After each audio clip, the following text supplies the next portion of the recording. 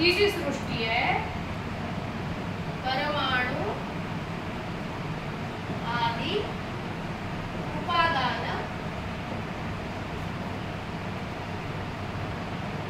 कर्मादि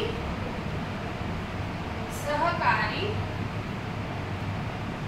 कारण परतंत्रा ही अनन्य परतंत्रा म्हणजेच ही कशी आहे स्वतंत्र आहे आणि ही मात्र परतंत्रा अवलंबून आहे कशावर कशावर आहे परमाणु आदी उपादान या सृष्टीचं मूळच अणु आहे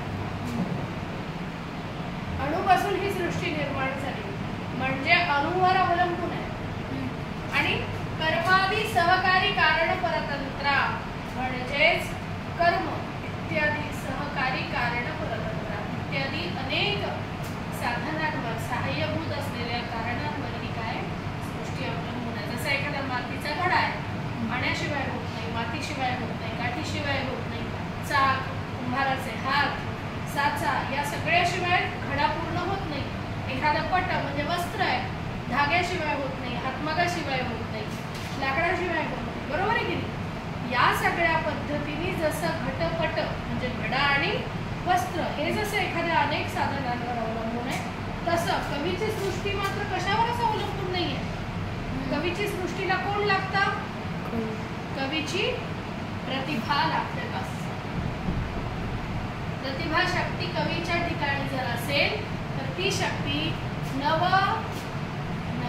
नवोन्मेषशालिनी ही जी प्रतिभा शक्ती आहे ती काव्य निर्माण करायला काय करते मदत करते याला इतर साधनांची गरज नाही कारण त्याच्या ठिकाणी प्रतिभा आहे म्हणजे प्रज्ञा आहेच प्रज्ञा म्हणजे काय ग्रहण शक्ती काय घ्यावं काय टिपावं काय बघितल्यानंतर त्यातून काय बोध घ्यावा ही प्रज्ञा मेधा म्हणजे धारणा काय धारण करावं म्हणजे आपली पोटली मधलं चांगलं काय आणि वाईट काय जे काय उपयोगाचं आहे ते ठेवता यावं जे अनुपयोगाचं आहे ते टाकता यावं काय ठेवावं आपल्याजवळ हे ज्याला कळतं तो प्रतिभावान होऊ शकतो आणि नवोन्मेषशालीने नव्या नव्या कल्पना त्याला सुचत जातात आणि त्याच्यातून त्याची ही जी काव्याची सृष्टी आहे कवीची सृष्टी ती निर्माण होते म्हणून ती स्वतंत्र आहे त्याला इतर साधनांची गरज नाही परंतु ब्रह्मसृष्टीमध्ये मात्र साधनांशिवाय साध्य होत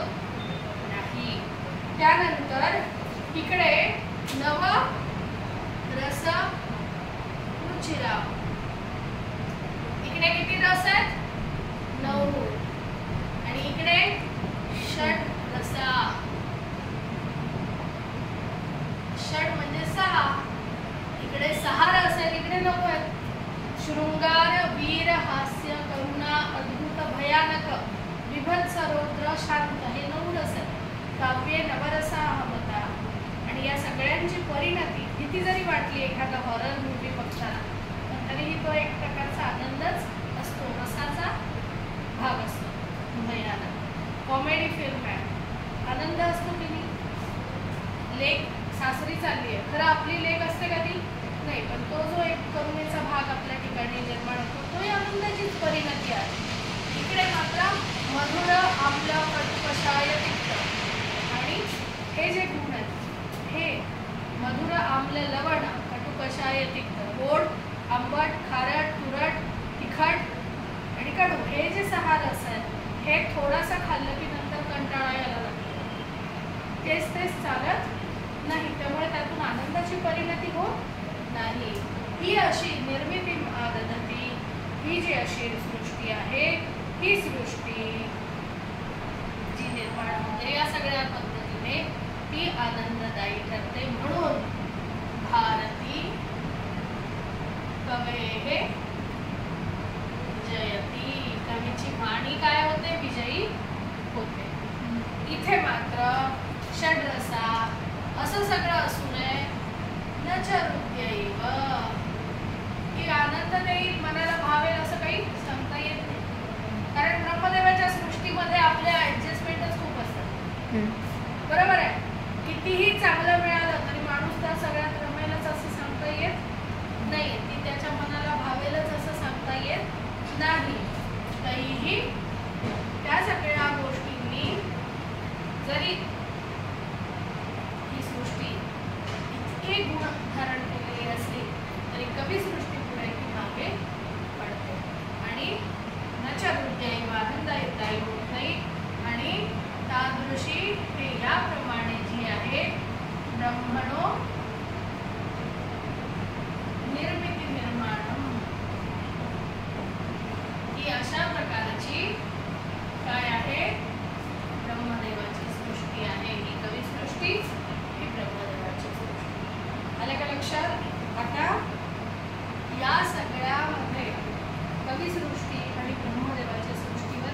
प्रकारचे प्रश्न येतात.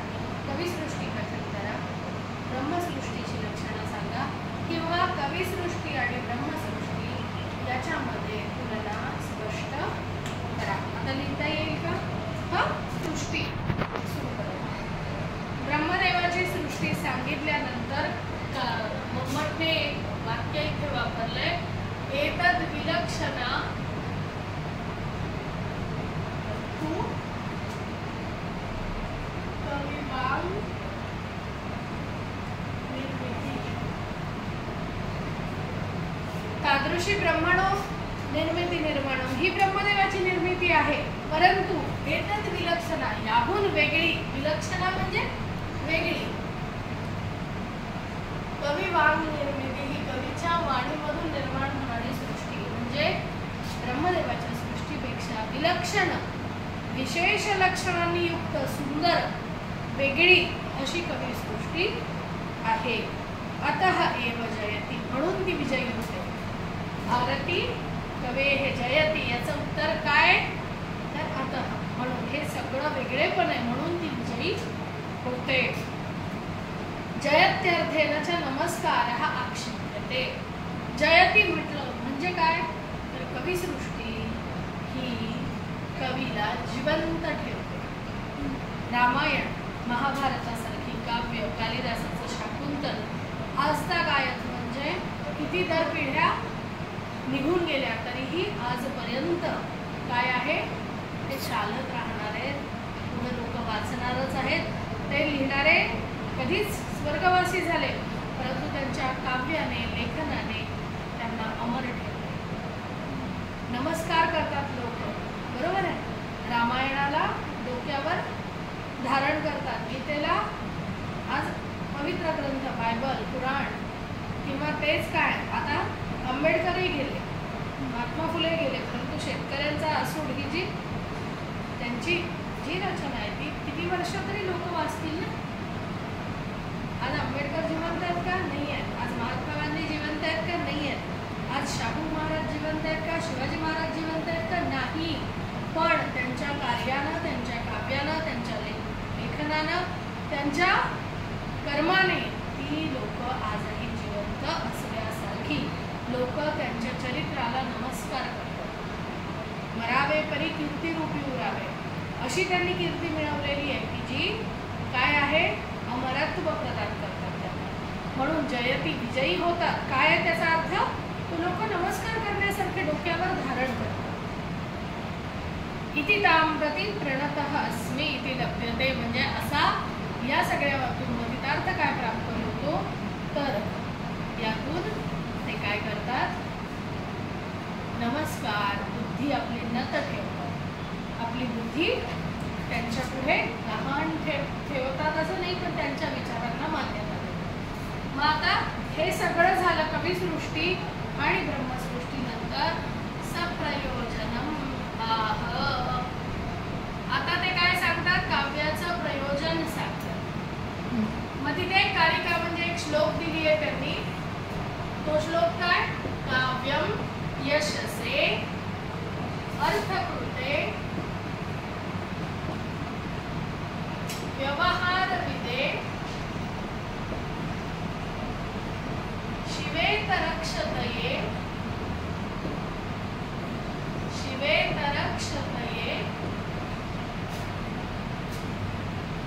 सद्यः परनिर्वृतये कांता संमित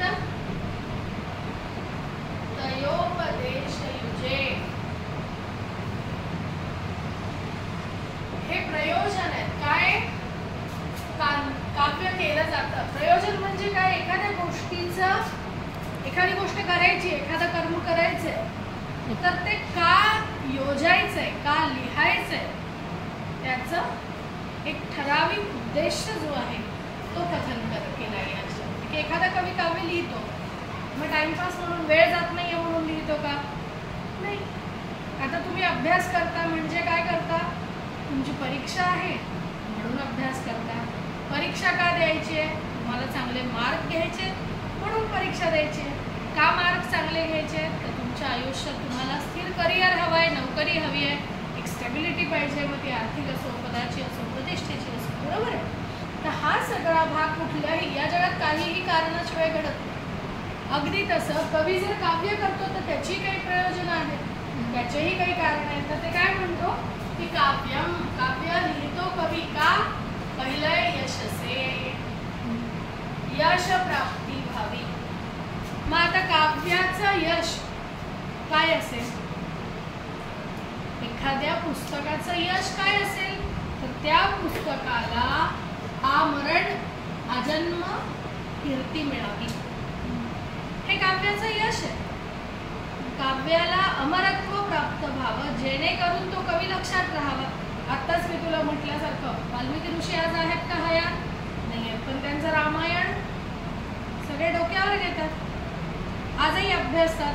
महाभारत लिहिणारे व्यास मुनी जिवंत आहेत का? नाही, पण महाभारत आज असं म्हटलं जातं यांनी हस्ती तदन नास्ती, जे इथे आहे ते कुठेच नाही आहे, ते सगळीकडे आहे, सॉरी, आणि जे इथे नाही आहे ते कुठेच नाही आहे. म्हणजे महाभारत हा जो ग्रंथ आहे त्यामध्ये सगळंच आहे. कोणतीही गोष्ट व्यासोच्छिष्टम जगत सर्वम म्हटलंय, म्हणजे व्यासांनी प्रत्येक गोष्टीला पुष्ट केलंय. म्हणजे काय? प्रत्येक ज्ञानाला चर्चिलंय आपल्या महाभारतात, हे त्यांनी म्हटलं. म्हणजे संपूर्ण ग्रंथ म्हणून महाभारताकडे पाहिलं जातं. तर ते यश, जसं हा कवी कसा असतो, मी म्हटलं मग तुला की जो न देखे रवी तो देखे कवी. सामान्य दृष्टीला नाही दिसणार, अगदी सूर्यालाही जे दिसत नाही ते कोणाला दिसतं? कवीला दिसतं. अपारे काव्य संसारे कवी ही एकः प्रजापती. या सगळ्या काव्य संसारामध्ये कवी एकटा काय असतो? ब्रह्मदेव असतो. यथास्मै रोचते विश्वम तथा वै परिवर्तते. त्याला जसं आवडेल तसं तो त्या आपल्या विश्वामध्ये इथं नको इथं, इथं नको इथं, या पद्धतीने काय करत असतो? तो जागा बदलत असतो, तो आपल्या विश्वामध्ये रचना करत असतो. असा हा कवी. मग उगीच करायचं म्हणून तर काव्य करणार नाही. मग त्याला पहिलं प्रयोजन आहे यशप्राप्ती, दीर्घ यश, ज्याला अविच्छिन्न यश, ज्याला कुणाची काळीमा नाही आहे, ज्या कीर्तीला अपकीर्तीचं भय नाही आहे, ज्या यशाला अपयशाचं भय नाही आहे, ज्या यशाला अमरत्व प्रदान होणार आहे, ते यश वरावे परी कीर्ती रूपी उरावे, असं यश पाहिजे म्हणून काही कवी काव्य लिहितात. मग आता कोणतं आहे? कालिदासादीनाम इव यशः. मग कसं यश पाहिजे? तर कालिदास इत्यादींनी, कवी कुलगुरू कालिदास इत्यादींप्रमाणे जसं त्यांनी आपलं काव्य लिहिलं आणि त्यांचं काव्य यशस्वी झालं, चिरतरुण झालं, चिरस्मृत झालं, या पद्धतीचं कवींचं यश प्राप्त होण्यासाठी कवी काव्य